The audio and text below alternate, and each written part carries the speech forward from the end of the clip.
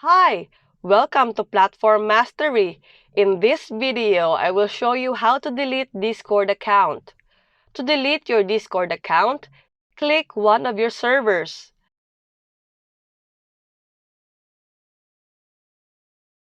and go to User Settings.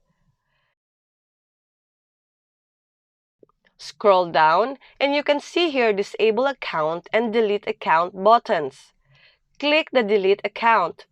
In here, a window pops up that says server that you choose must have the ownership of all servers that you own.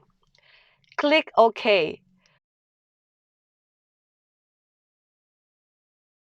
To do this, go to Members, choose on server's name, and click on the three dots right here. Click on Transfer Ownership. And after this, go back to User Settings right here.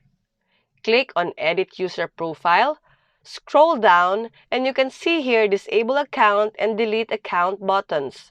Click the Delete Account button. And that's it! I hope it works for you. Thanks for watching! Please help us reach 1,000 subscribers by clicking the subscribe button, and don't forget to tap on the notification bell so that you get notified for our new upcoming videos. See you next time!